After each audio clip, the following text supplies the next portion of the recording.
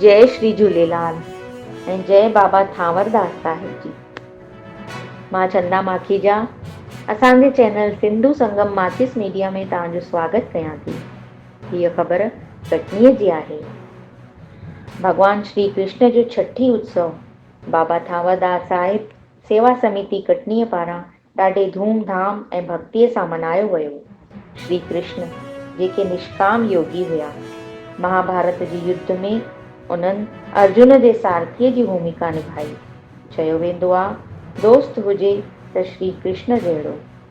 अॻिते ख़बर आहे त भॻवान श्री कृष्ण जो छठी उत्सव तारीख़ 28 अगस्त बुधर ॾींहुं शाम जो 5 वॻे पूज्य श्री मेहण दरबार साहिब शांति नगर कटनीअ में ॾाढे धूमधाम ऐं भक्ति भाव सां मल्हायो वियो। शाम जो 5 वॻे सिमरन ऐं श्री वाहेगुरु जो जाप करे भक्ति भरियल भॼन ऐं वाधायुनि जा गीत ॻाया विया। तंहिंखां पोइ आरती अरदास कई वई।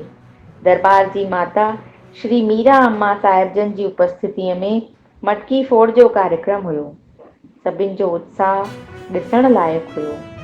हिन श्रद्धा भक्ति ऐं उत्साह सां भरियल कार्यक्रम जे अंत में प्रसाद वितरण करे माता जी मीरा साहिब जे पारां पुरस्कार ॾिनो वियो। कार्यक्रम में भारतीय सिंधु सभा महिला मंडल ऐं बाबा थांवरदास सेवा समितिअ जो सराहनीय सहयोग हुयो। कटनीअ जी हीअ ख़बर फ़िलहाल हेसि ताणी। हाणे तव्हां सभिनि जे लाइ हिकु ख़ुशि ख़बर। सिंधी मातृभाषा खे वाधारो ॾियण वास्ते अची रहियो आहे यूट्यूब ते सिंधी चैनल सिंधु संगम।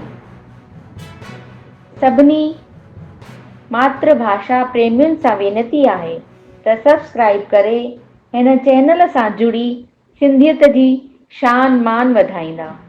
जय झूलेलाल।